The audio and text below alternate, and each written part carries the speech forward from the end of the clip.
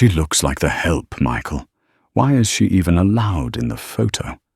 The words cut through the music like a knife. The entire ballroom went silent. Michael Jones, the billionaire tech mogul, didn't defend his wife. He didn't pull her close. Instead, he swirled his scotch, looked at the woman who had supported him when he had $0 to his name, and laughed. "You're right, babe," he smirked at his mistress. "She really does ruin the aesthetic." He thought he was untouchable. He thought Caitlin was just the starter wife. He hadn't gotten around to divorcing yet. But Michael Jones was about to learn the most expensive lesson of his life. He was playing king in a castle he didn't pay for. Buckle up for a story of betrayal, public humiliation, and the coldest, most satisfying revenge you will ever hear. Because when the deed is in her name, the billionaire is just a squatter.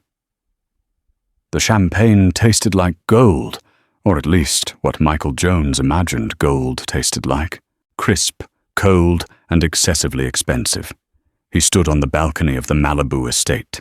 His estate, he reminded himself, looking down at the sprawling infinity pool that seemed to bleed into the Pacific Ocean. "You're tense, Mikey," a voice purred in his ear. Michael turned, a lazy grin spreading across his face as he took in Sasha. She was 24, a vision in emerald silk that clung to her body like a second skin. She was everything he believed he deserved now. Flashy, dangerous, envious. "Just admiring the view," Michael said, sliding an arm around her waist. "5 years ago, I was coding in a basement in Seattle. Now, I own the horizon." Sasha giggled, tracing the lapel of his Tom Ford tuxedo.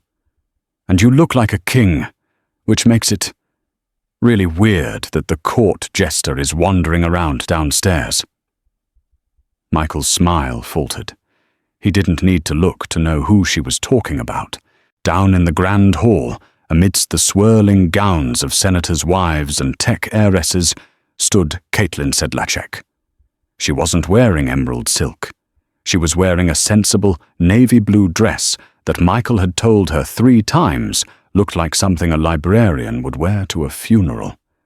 She held a glass of sparkling water, standing near a pillar, looking utterly invisible.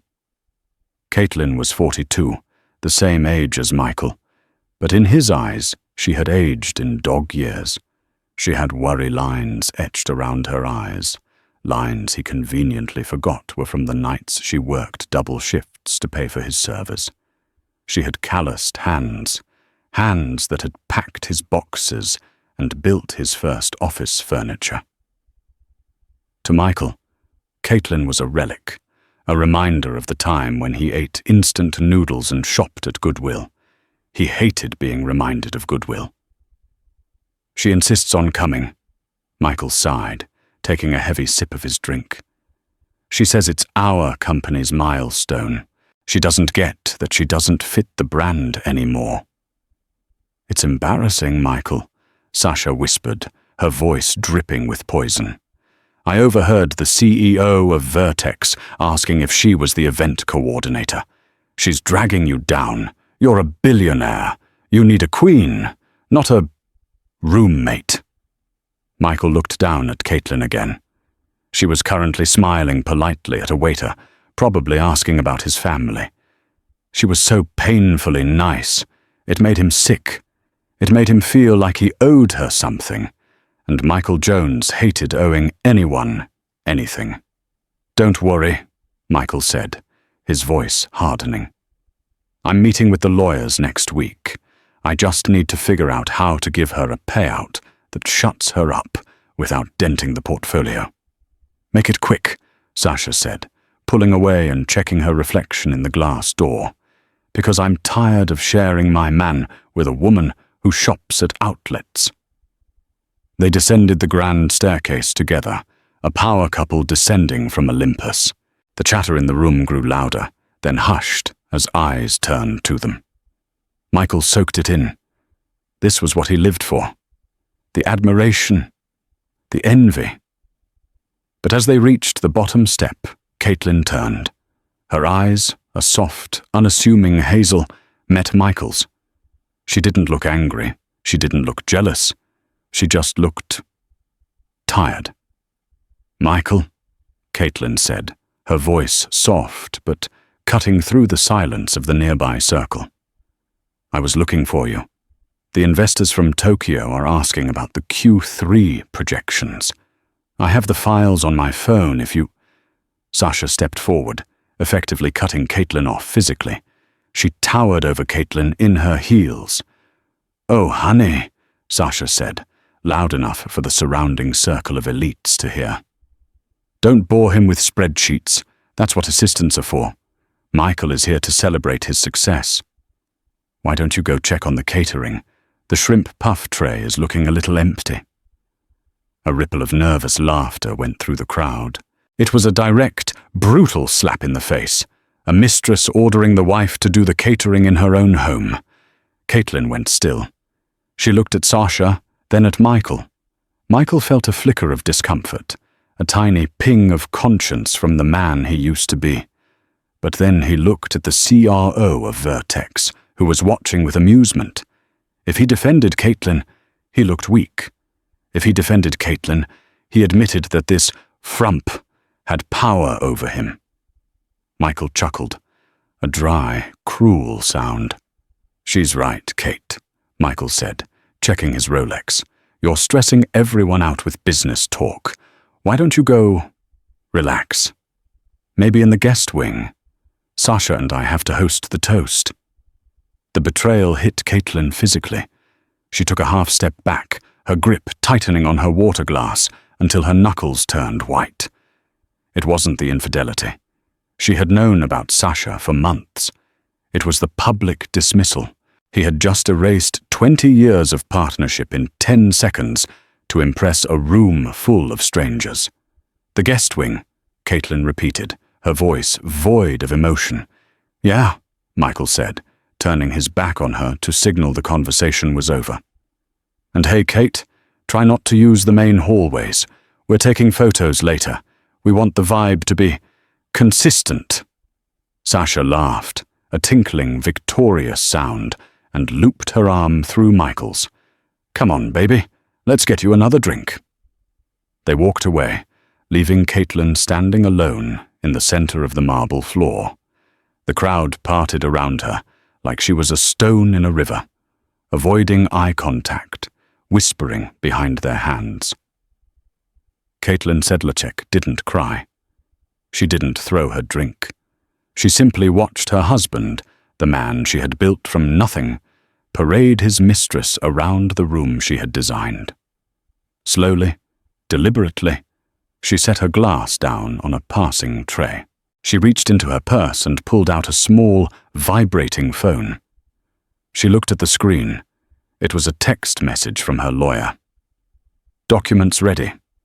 Do you want to proceed with the eviction protocol?"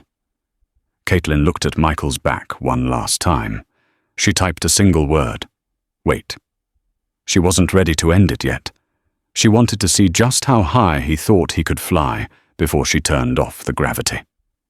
"Excuse me," Caitlin said to a waiter, her voice suddenly crisp and commanding, the tiredness vanishing from her eyes. "Please ensure Mr. Jones's glass is always full. I want him in high spirits for the announcement." 2 hours later, the Obsidian Gala had transformed from a sophisticated gathering into a shrine of worship for Michael Jones. The lights were dimmed. The music had shifted from classical to a heavy, rhythmic bass, and the champagne flowed like water from a broken dam. Michael stood center stage, a microphone in one hand and a bottle of crystal in the other. He was flushed, his tie loosened, the picture of a man who believed the world was spinning solely for his amusement. "They told me I was crazy," Michael shouted into the mic, his voice booming across the estate. "They said, 'Michael, you can't disrupt the entire cloud infrastructure market with a laptop and a dream.' But look at me now." The crowd cheered. It was a roar of validation that fed the hungry ghost inside him. From the shadows of a decorative fern near the kitchen entrance, Caitlin watched. She remembered who they were. They were the banks that denied him loans. They were the investors who laughed in his face. And the laptop and a dream? The laptop was hers. The dream was funded by her cashing out her 401k and selling her grandmother's jewelry. But Michael had rewritten the script. In his movie, he was the lone hero. Caitlin was just an extra who had hung around too set long. "But I didn't do it alone." Michael slurred slightly, his eyes scanning the crowd. For a heartbeat, Caitlin's breath hitched. A foolish, tiny part of her, the part that still remembered their wedding vows, hoped he might acknowledge her. Just a nod. "Thank you for the years of sacrifice." Michael swept his arm out, bypassing Caitlin entirely and landing on the woman in the emerald dress standing in the front row. "I did it because I had vision," Michael declared. "And you need beauty to sustain vision. Sasha, get up here." The crowd went wild as Sasha ascended the stage, feigning shyness before melting into Michael's side. He wrapped his arm around her, possessing her, showing her off like a new Ferrari. "This is the future of Jones Tech," Michael announced, the adrenaline drowning out any common sense. Bold, young, unapologetic. In fact, he reached into his pocket and pulled out a velvet box. The room gasped. The air was sucked out of the garden. "I wasn't going to do this tonight," Michael said, looking at Sasha with a drunken intensity. "But why wait? I'm a man of action. Sasha, I'm tired of the old dragging me down. I'm ready for the new." He opened the box. A 10-carat diamond choker, dripping with sapphires, glittered under the stage lights. It was obscene. It was magnificent. It was also bought with the dividends from the joint account Caitlin managed. "To the new vice president of creative direction," Michael shouted, fastening the necklace around Sasha's neck. "And to my future." He didn't say the word fiancé, but he didn't have to. The message was clear. The king was replacing the queen, and he was doing it on live television, streamed to every tech blog in the valley. Sasha kissed him, a deep, performative kiss that made the older investors look away uncomfortable. When they broke apart, Sasha whispered something in Michael's ear, her eyes darting to the back of the room. To Caitlin. Michael frowned. He squinted against the lights, spotting the navy blue dress in the shadows. His euphoria soured. Why was she still here?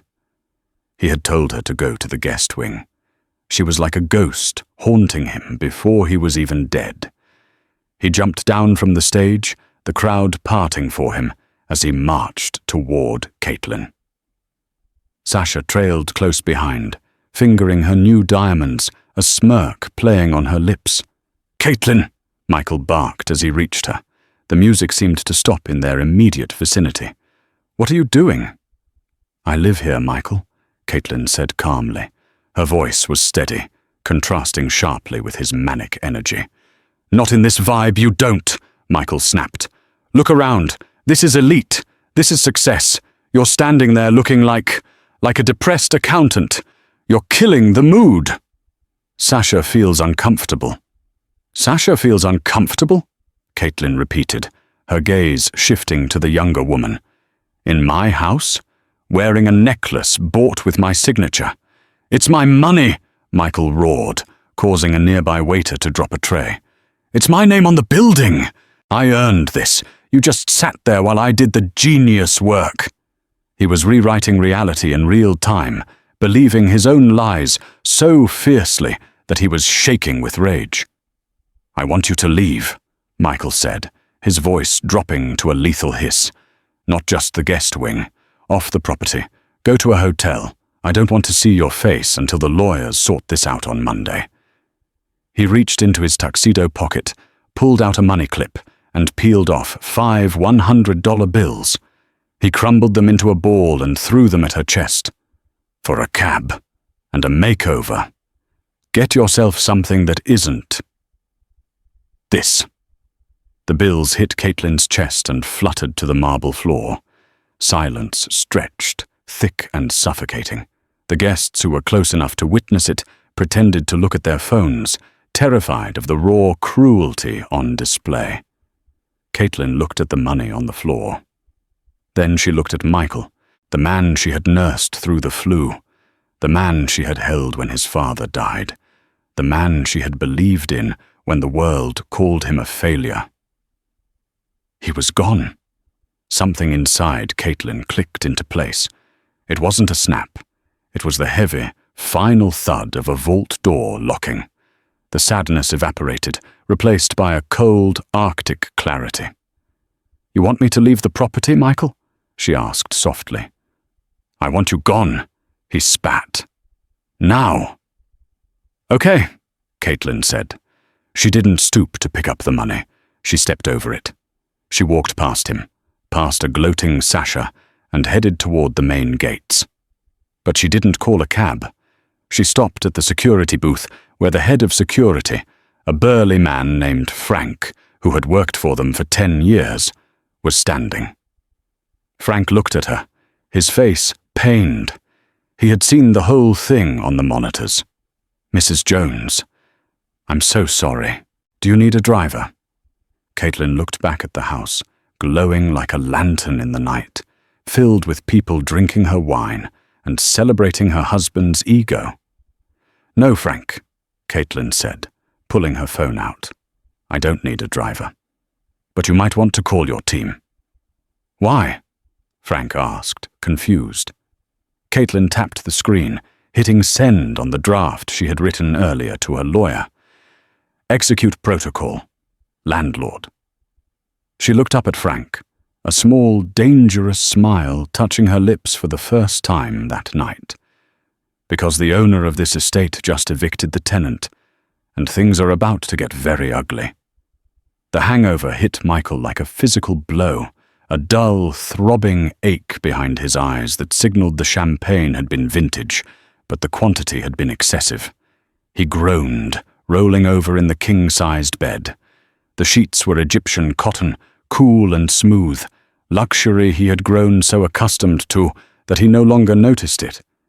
Beside him, Sasha stirred. She didn't wake up with the quiet grace Caitlin used to, slipping out of bed to start coffee before the sun was up. Sasha woke up loudly, stretching, and immediately reaching for her phone. "Babe," she whined, her voice scratchy. "Where is the coffee and the fruit platter? I specifically asked the chef for dragon fruit." Michael rubbed his temples, sitting up. The room was silent. Usually, by 9 a.m., the house hummed with the invisible efficiency of the staff. The smell of roasted Colombian beans should have been wafting from the kitchen. The sound of the pool cleaner should have been a distant hum. Today there was only silence. "I'll handle it," Michael grumbled, swinging his legs out of bed. "Staff probably got wasted on the leftovers. Good help is impossible to find." He grabbed his silk robe and marched out of the master suite, his irritation rising with every step. He walked down the grand staircase, expecting to see the house manager, Elena, directing the cleaning crew to scrub away the remnants of the gala. The grand hall was empty. Worse, it was still a mess. Half-empty glasses sat on priceless antique tables. A stray napkin floated in the foyer fountain. It looked like a frat house after a kegger. Not a billionaire's estate. "Elena!" Michael shouted, his voice echoing in the cavernous space. "Where the hell is everyone?" No answer. He pushed through the double doors into the kitchen. It was spotless, but lifeless. No chef. No sous chefs. No smell of bacon or fresh bread. Just a single white envelope sitting in the center of the marble island. Michael ignored the envelope. He was too angry to read mail. He needed caffeine, and he needed to fire someone. He pulled out his phone and dialed the agency that managed his household staff. "This is Michael Jones," he barked into the receiver. "Why is my house empty?" I want a full refund and a new crew here within the hour, or I'm suing you into oblivion." There was a pause on the other end. Then a polite, confused voice spoke. "Mr. Jones, our contract was terminated effectively at midnight. We received the notice from the employer on record. We were instructed to vacate the premises immediately." Michael froze. "Terminated? I didn't terminate anything." "No, sir," the voice said. "Mrs. Jones did. Caitlin Sedlacek. She is the signatory on the staffing contract. She invoked the immediate cancellation clause. Have a nice day." The line went dead. Michael stared at the phone. Caitlin. Of course, it was a petty, parting shot. She wanted to inconvenience him. She wanted him to have to make his own coffee. It was pathetic, really. "Fine," he muttered, tossing the phone onto the counter. "She wants to play games. I'll hire a better agency, one that costs double." Sasha wandered into the kitchen, wrapped in a sheet, looking unhappy. "Michael, seriously? No food? My blood sugar is crashing." "The staff is gone," Michael said, trying to sound unbothered. "Caitlin fired them. Just a tantrum. I'll order from La Maison. Go get your purse. We'll do brunch in the city while I sort this out." He opened the Uber Eats app, a rare novelty for him, and selected the most expensive bistro in Malibu. He added $300 worth of pastries, caviar, and coffee to the cart. He hit order. Payment declined. Michael frowned. He tapped it again. Payment declined. "Please contact your financial institution." "Stupid app," he muttered. He pulled out his wallet and switched cards. The Platinum Amex, the one with no limit. Payment declined. A cold prickle of unease started at the base of his neck. This wasn't a glitch. He opened his banking app. He logged in with his Face ID. The screen loaded. Balance: $0. 00 status. Frozen. Pending audit. "What?" Michael whispered. He swiped to the savings account. Frozen. He swiped to the investment portfolio. Locked. "Michael?" Sasha asked, picking at a grape left on a counter. "What's wrong? You look pale." "It's nothing," he snapped, panic making his voice sharp. "Bank error. Probably a fraud alert because of the jewelry I bought you last night." He dialed the private wealth management line. They picked up on the first ring. "This is Michael Jones. My cards are declining. Fix it. Now." "Mr. Jones." The banker's voice was clipped, professional, and devoid of the usual warmth. "We received a legal directive this morning regarding the Jones Family Trust and the LLCs associated with your primary residence and operational assets." "I am the CEO of Jones Tech," Michael roared. "I am the assets." "Sir, according to our records, you are a beneficiary, not the trustee. The trustee, Ms. Sedlacek, has placed a temporary hold on all liquid assets pending a forensic accounting investigation. She has flagged several recent transactions, specifically a jewelry purchase, as unauthorized embezzlement of company funds." "Embezzlement?" Michael choked. "It's my money. I earned it." "Technically, sir, the funds were withdrawn from Jones and Sedlacek Holdings, of which you are a minority shareholder. Miss Sedlacek owns 51% of the voting shares. She has suspended your access." Michael dropped the phone. It clattered against the marble floor, cracking the screen. He wasn't just cut off. He was erased.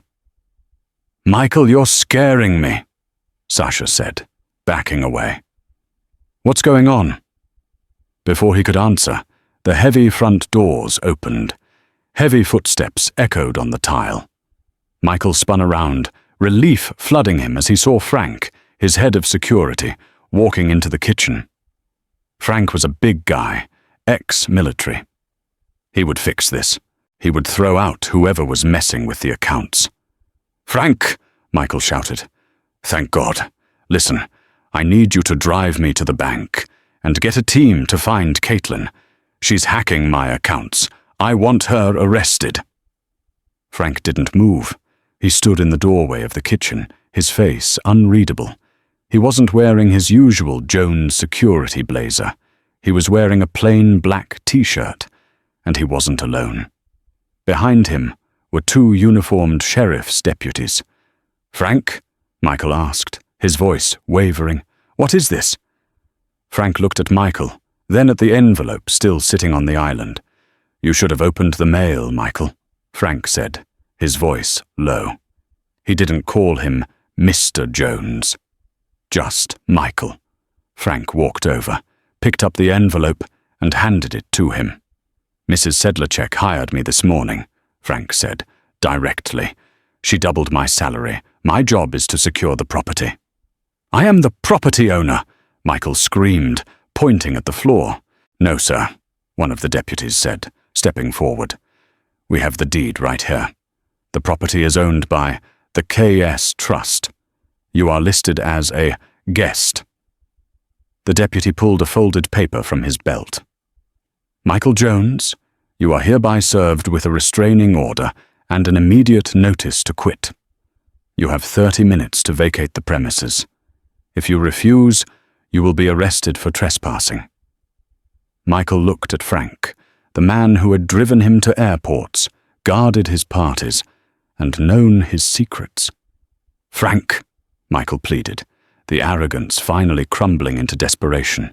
"You can't do this. I'm the billionaire. I'm the star." Frank crossed his arms.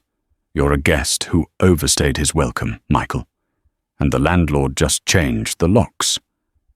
30 minutes is a surprisingly short amount of time to dismantle a life." Under the watchful eyes of the deputies, Michael threw clothes into a heap. He couldn't find his monogrammed Louis Vuitton luggage. The walk-in closet, usually organized by color and season, was locked. The only things accessible were the clothes he had thrown on the floor the night before, and a pile of gym wear in a laundry hamper. "This is insane," Michael muttered, shoving a wrinkled Armani blazer into a black plastic garbage bag Frank had graciously provided. "I'm going to sue the department. I'm going to sue the city." "5 minutes, Mr. Jones," the deputy said, checking his watch.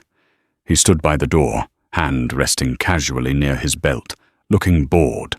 In the hallway, Sasha was screaming. "You can't take this!" Her voice shrilled. "He gave it to me! It was a gift!" Michael rushed out, clutching his garbage bag. Frank was standing in the foyer, blocking Sasha's path to the front door. Sasha was clutching the 10-carat diamond choker to her chest, her eyes wide with panic. "What's going on?" Michael demanded. "Let her go, Frank." "I can't do that, Michael," Frank said, his voice calm, like he was explaining physics to a toddler. "That necklace was flagged as purchased with embezzled funds. It's evidence in an active investigation. It stays here." "Evidence?" Sasha shrieked. "It's mine. Hand it over, miss," the second deputy said, stepping forward. "Or we can add possession of stolen property to the report. Mrs. Sedlacek is willing to press charges if the item leaves the premises." Sasha looked at the deputy, then at the necklace, and finally at Michael. She didn't see the titan of industry anymore. She saw a man in a silk robe holding a trash bag, being evicted from a house he didn't own. With a sob of pure rage, she unclasped the necklace and threw it at Frank. He caught it effortlessly. "And the earrings," Frank added. Trembling, she stripped off the sapphire earrings and slammed them into Frank's palm. "Happy?" she spat. "Ecstatic," Frank said. "Time's up. Escort them out." The walk down the long, winding driveway was the longest of Michael's life. The morning sun, usually a symbol of promise, felt harsh and exposing. He walked in his velvet slippers, the gravel crunching beneath them.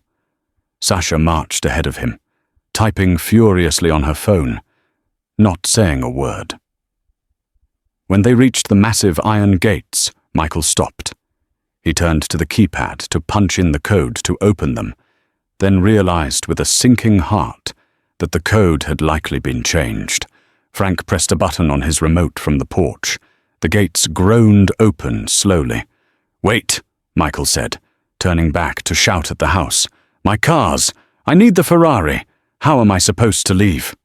"The Ferrari is leased by Jones Tech," Frank called out, his voice amplified by the distance.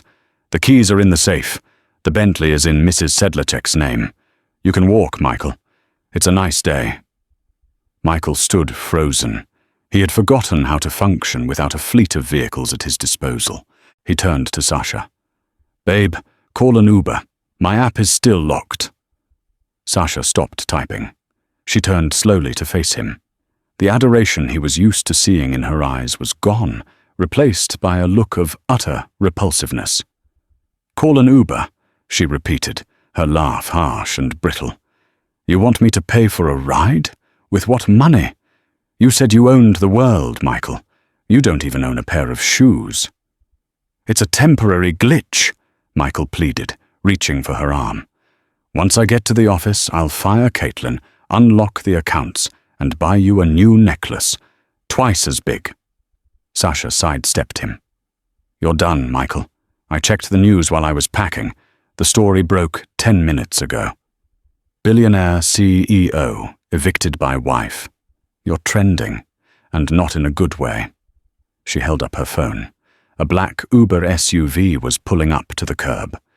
"I don't date homeless guys," she said, opening the door. "Don't call me." She slammed the door and the car sped off, leaving a cloud of dust that settled on Michael's silk robe. He was alone. Truly alone. He looked down the road. It was a 3-mile walk to the Pacific Coast Highway. He looked down at his velvet slippers. "I'll kill her," he whispered, the humiliation burning in his throat like acid. "I will destroy her." He started walking. By the time Michael reached the highway, his feet were blistered, and his ego was bruised beyond recognition. But his anger had crystallized into a dangerous focus. He had one card left to play: the company. Jones Tech was his creation, his code, his genius.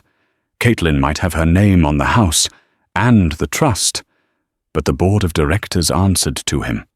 The investors banked on his brain. If he could just get to the headquarters in downtown LA, he could rally the board, oust Caitlin, and regain control. He managed to flag down a yellow taxi, a relic he hadn't used in a decade.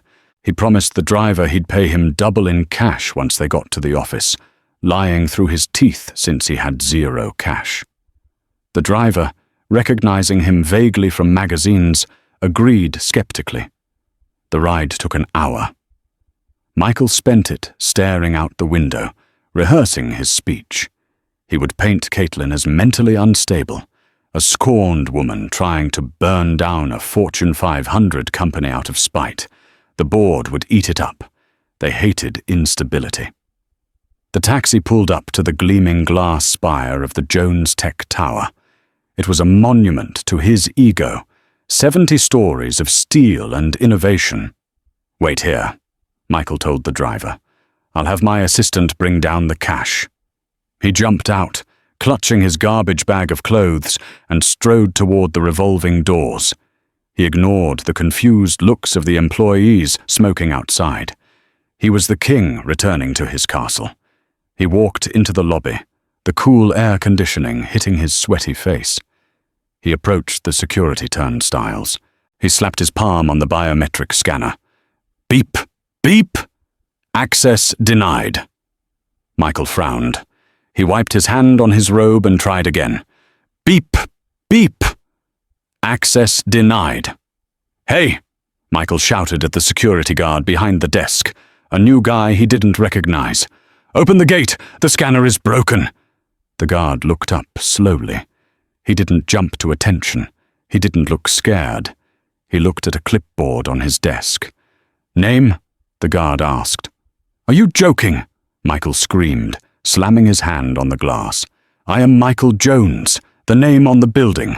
Open the damn gate." The guard ran a finger down a list printed on bright red paper. "Sorry, Mr. Jones," the guard said, his voice monotone. "I have a strict do not admit order here for you. Your clearance was revoked at 8 a.m. "Revoked by who?" Michael demanded, his voice cracking. The elevator doors behind the turnstiles chimed open. Michael looked up. Stepping out of the elevator wasn't Caitlin. It was the entire board of directors. 6 men and women in grey suits, looking somber, and in front of them, holding a tablet, was his chief financial officer, David. "David!" Michael yelled, waving his hand through the bars. "Tell this idiot to let me in. Caitlin has gone rogue." David walked up to the turnstiles. He didn't open them. He stopped 2 feet away, looking at Michael with a mixture of pity and professional detachment. "Michael," David said softly, "you need to leave." "Leave? I'm the CEO." "Not anymore," David said. "We just finished an emergency vote.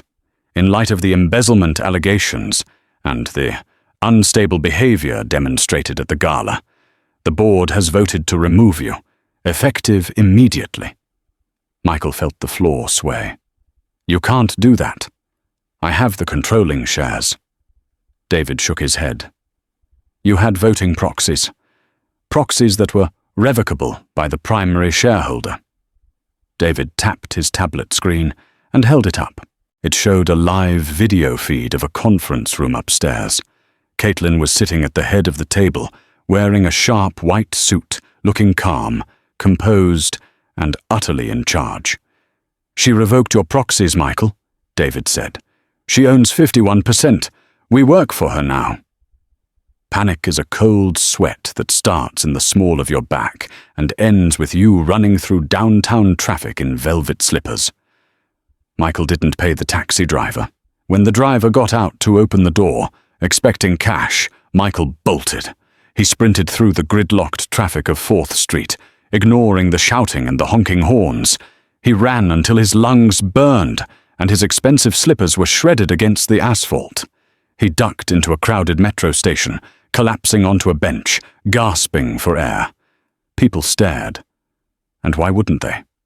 He was Michael Jones, the tech visionary, sitting next to an overflowing trash can, wearing a torn silk robe and clutching a garbage bag of dirty laundry. "Hey," a teenager sitting nearby said, holding up a phone. "Aren't you that guy? The one who got evicted on TikTok?" Michael flinched.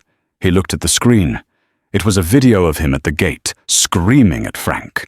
The caption read, #BillionaireBum, #Team Caitlin. It had 4 million views. "Get that away from me," Michael snapped, swatting at the phone. He needed a plan. He needed an ally. He dug his phone out of his pocket. Thankfully, he hadn't smashed it. He dialed the one number that had always solved his problems. Marcus Thorne, the most vicious divorce attorney in California. "Marcus," Michael hissed when the line connected. "I'm in trouble. Caitlin has gone nuclear. She's locked the accounts. I need an emergency injunction. I want her arrested for theft." "Michael." Marcus's voice was smooth, like aged bourbon. "I saw the news. Tough break. Stop watching the news and do your job. File the papers." "I can't do that, Michael." "Why not? I pay you a $50,000 retainer every month." "Correction," Marcus said. "The Jones Family Trust pays me. And the trustee, Mrs. Sedlacek, called me an hour ago. She reminded me that my fiduciary duty is to the trust, not the beneficiary. If I represent you against the trust, I lose the client. And, Michael, you can't afford me anymore." "You traitor," Michael screamed. "I made you. You made a mistake, Michael.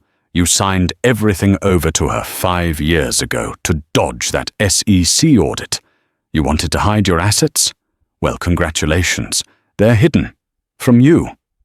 The line went dead. Michael stared at the phone. The SEC audit. He remembered it. He had been terrified of losing his fortune, so he had transferred the IP, the real estate, and the liquidity into the irrevocable trust, making Caitlin the sole trustee because she had a clean record. He thought he was using her as a shield. He never imagined the shield would turn into a sword. He checked the time. 11 a.m. A notification popped up on his screen. A live stream alert from Jones Tech. Live. Emergency press conference with acting CEO Caitlin Sedlacek. Michael tapped the link. The video showed the lobby of his building, the one he was just barred from. Caitlin stood at a podium, flanked by the board. She looked regal, powerful. Jones Tech is entering a new era, Caitlin was saying to a sea of reporters. An era of transparency, stability, and ethical leadership. She's stealing my life, Michael whispered. He looked at the location. They were in the lobby, the glass-walled lobby. He was only 2 blocks away. A dark, manic energy seized him. If he couldn't beat her in court, he would beat her in the court of public opinion. He would crash that press conference. He would scream the truth, that he was the genius and she was the thief. The cameras would roll. The world would see his passion. They would rally behind the creator. Michael stood up, leaving the garbage bag of clothes on the bench. He didn't need Armani blazers. He needed righteous fury. He ran the 2 blocks. He didn't use the front door this time. He went to the loading dock. The keypad code there was older. He hoped they hadn't changed it. 1984. Green light. He slipped inside, navigating the corridors of the service entrance until he reached the heavy doors that opened behind the lobby reception desk. He could hear Caitlin's voice amplified by the speakers. And to assure our investors, the core algorithms are secure. We are moving forward with the launch. Michael burst through the doors. Liar! He screamed. The room erupted. Cameras swung around. Flashes blinded him. Security guards lunged, but Michael was fueled by adrenaline. He scrambled onto the raised platform, shoving past a startled CFO. He grabbed the microphone from the podium, wrestling it away from Caitlin. "Don't listen to her," Michael shouted, his voice booming, distorted by feedback. He looked deranged, sweaty, robe torn, eyes wild. "I am Michael Jones. I wrote the code. I built this tower. She's just a secretary with a marriage certificate." The reporters gasped. Phones were raised, capturing every second of the meltdown. Caitlin didn't fight him for the mic. She stepped back, smoothing her suit jacket. She looked at him, not with fear, but with a profound, pitying disappointment. "Michael?" she said, her voice calm enough to be picked up by the other microphones on the podium. "Please, you're embarrassing yourself." "I'm embarrassing you," Michael spat, turning to the cameras. "This woman is a fraud. She stole my house. She stole my money. And now she's trying to steal my legacy. But you can't steal genius. I own the IP. Without me, this company is nothing." He pointed a shaking finger at Caitlin. "Tell them. Tell them who really owns the Jones algorithm." Caitlin signaled to the AV technician in the corner. "Put slide 4 on the main screen, please," she said. The massive LED screen behind them, which had been displaying the company logo, shifted. A document appeared. It was a blown-up image of a patent filing from 2018. "Does that signature look familiar, Michael?" Caitlin asked. Michael squinted at the screen. He saw his signature, but above it, in the assignee field, it didn't say Jones Tech. It said, "The Caitlin Sedlacek Intellectual Property Holdings, LLC. You were being sued for sexual harassment in 2018, Caitlin said, her voice ringing clear in the silent room.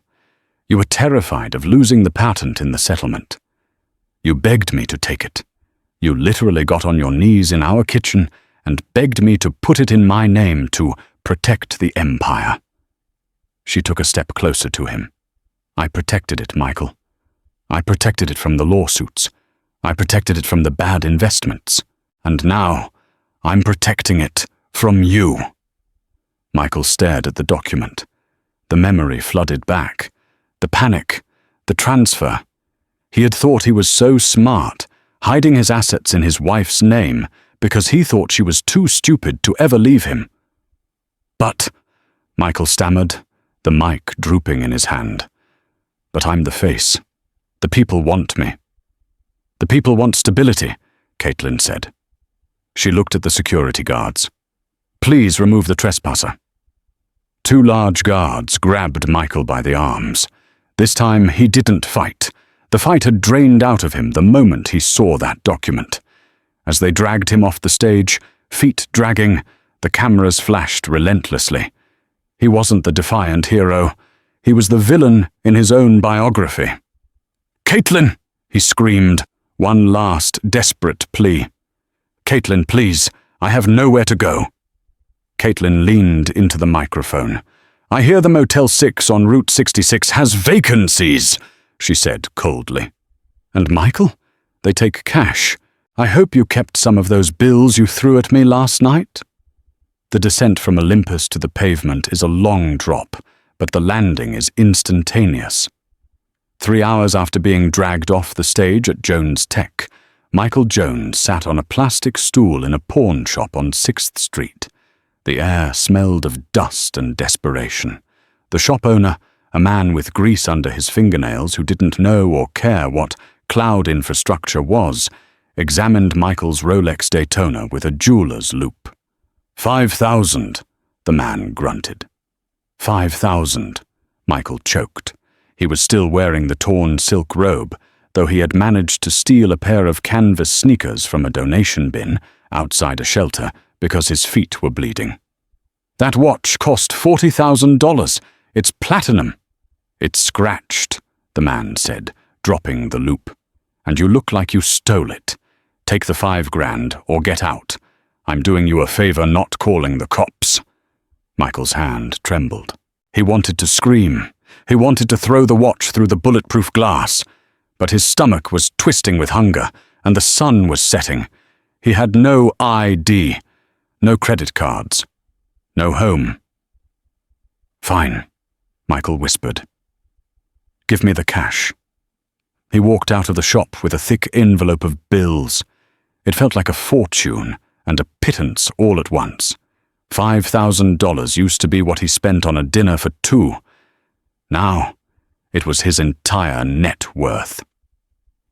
He hailed a cab, an actual taxi this time, and gave the driver the address Caitlin had mocked him with. The Motel 6. He didn't have anywhere else to go. Every high-end hotel in the city would recognize him, and without a credit card for incidentals, they wouldn't let him past the lobby. The motel room was small, the carpet was a suspicious shade of brown, and the air conditioner rattled like a dying engine. Michael sat on the edge of the bed, the synthetic sheets rough against his skin. He pulled out his phone. 3% battery. He plugged it in with a charger he had bought at a gas station.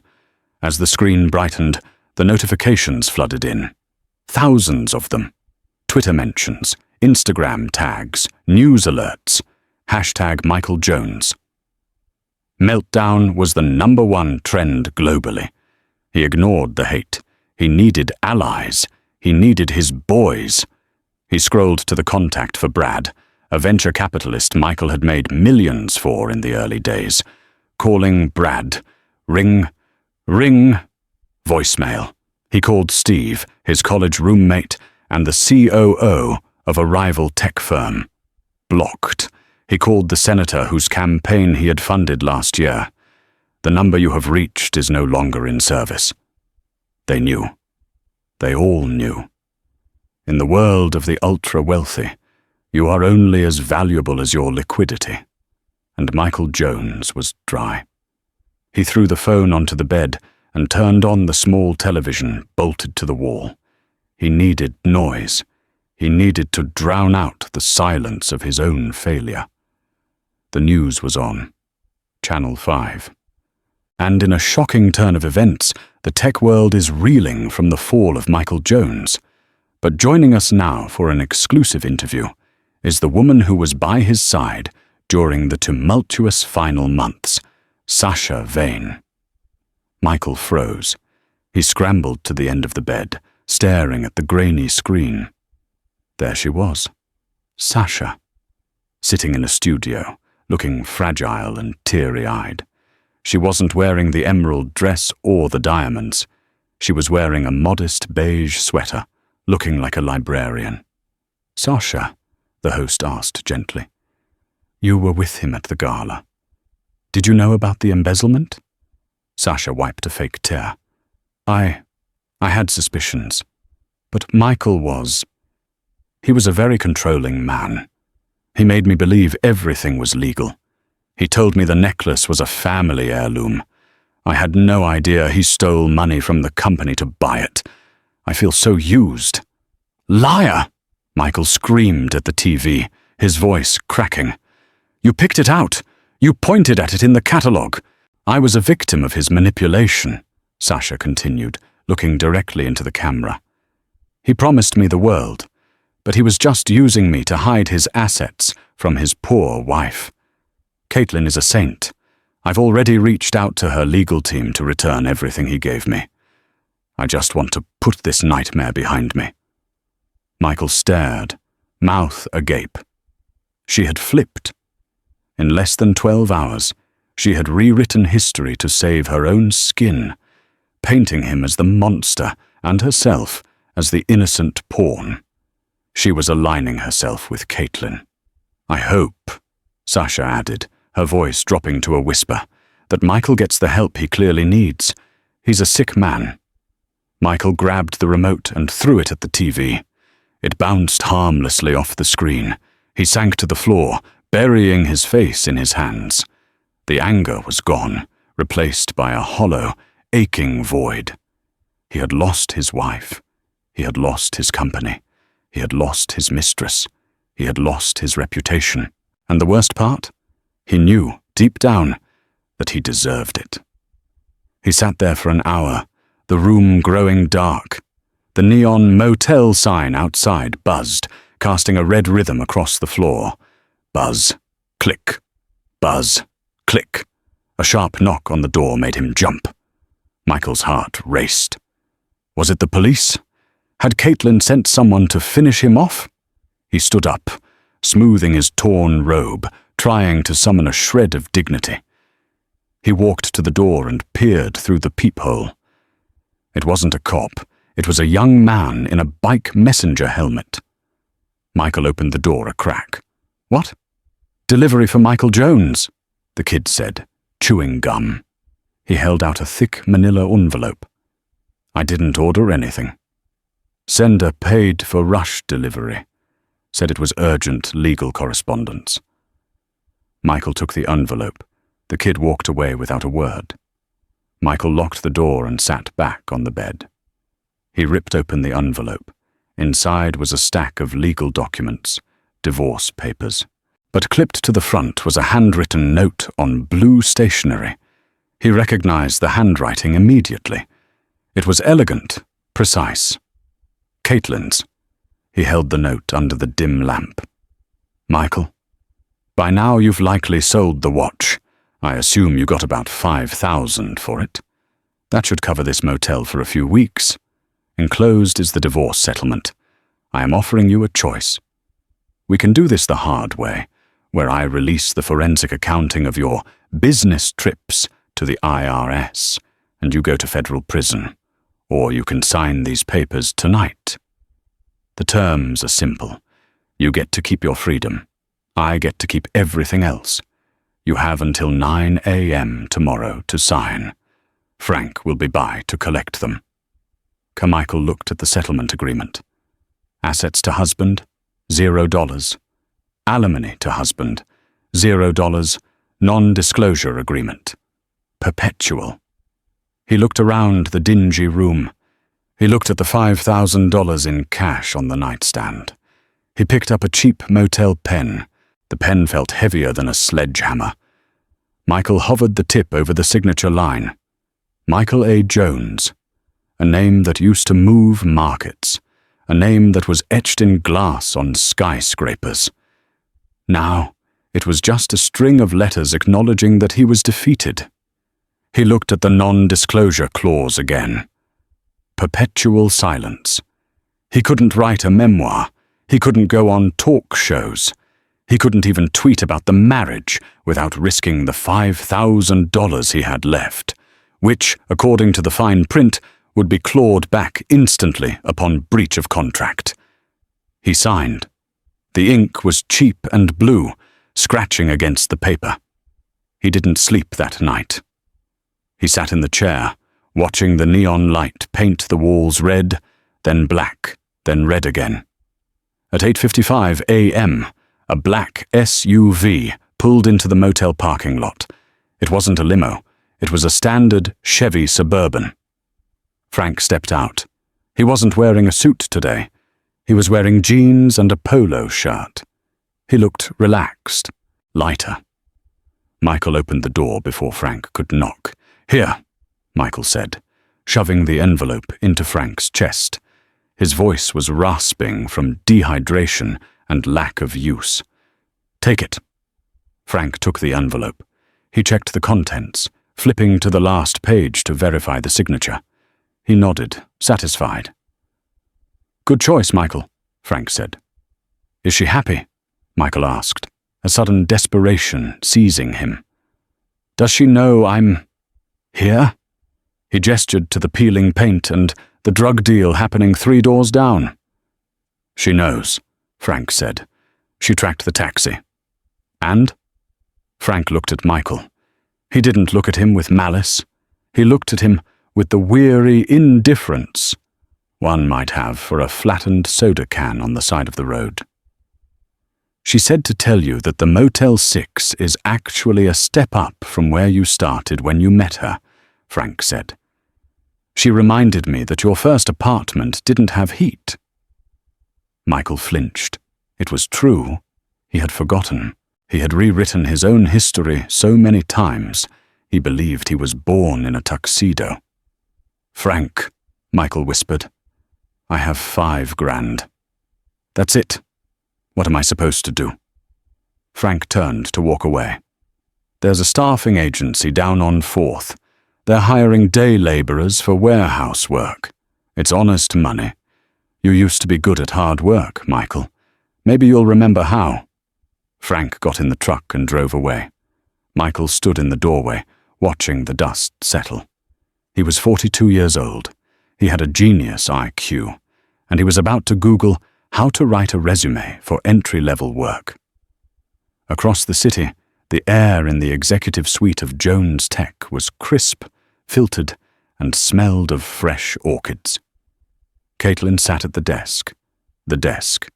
The one Michael had imported from Italy for $50,000.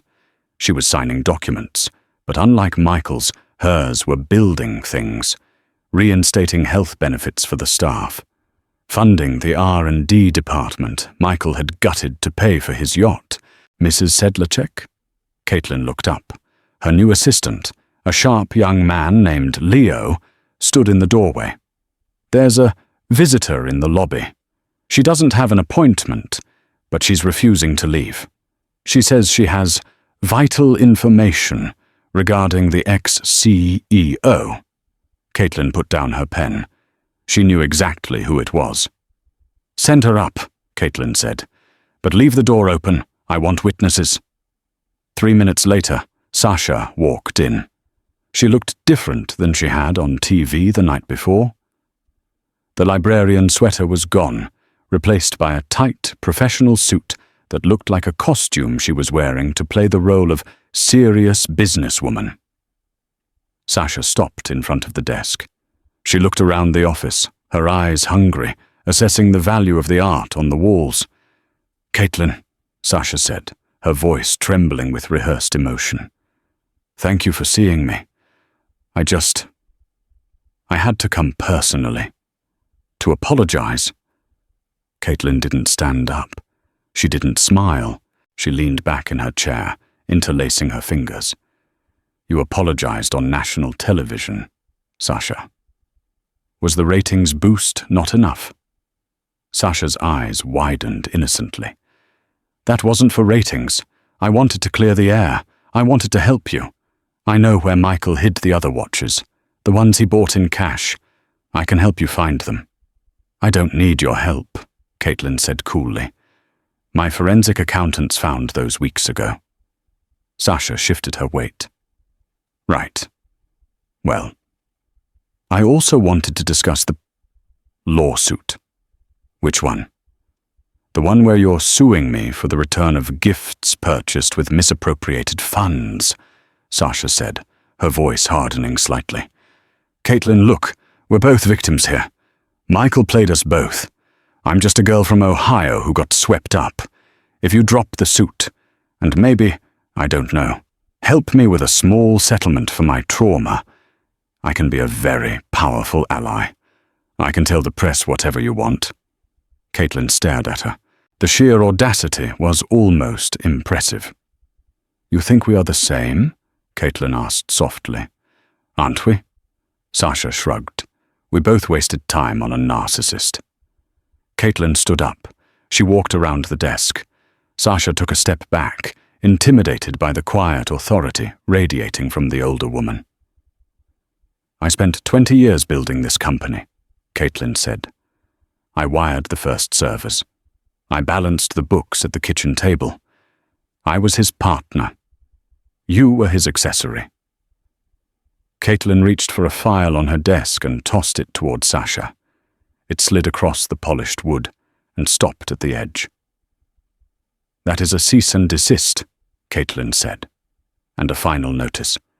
You have 24 hours to return every bag, every shoe, and every piece of jewelry Michael bought you. If you miss a single item, I will have you prosecuted for receiving stolen property. I don't want a settlement, Sasha. I want justice." Sasha grabbed the file. Her mask of innocence crumbled, revealing the sneer beneath. "You're just a bitter old woman," Sasha spat. "You think you won? You're alone in a big glass tower." "I'm not alone," Caitlin said, looking past Sasha to the open door where her team, David, the board members, the staff, were working, buzzing with energy. "I have my company back. Now get out of my office before I have security throw you out. And this time, there won't be a camera crew to pity you." Sasha turned and stormed out, her heels clicking angrily on the floor. Caitlin watched her go. She took a deep breath. The air tasted clean. Her phone buzzed. It was a text from Frank. Papers signed. "He's out. It's done." Caitlin walked to the window. She looked down at the city sprawl.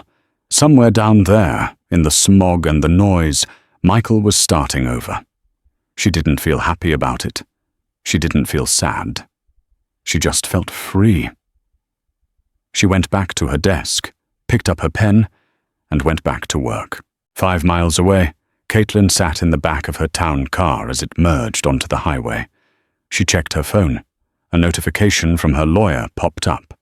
Subject: Update on Sasha Vane litigation. Body: Ms. Vane has declared bankruptcy.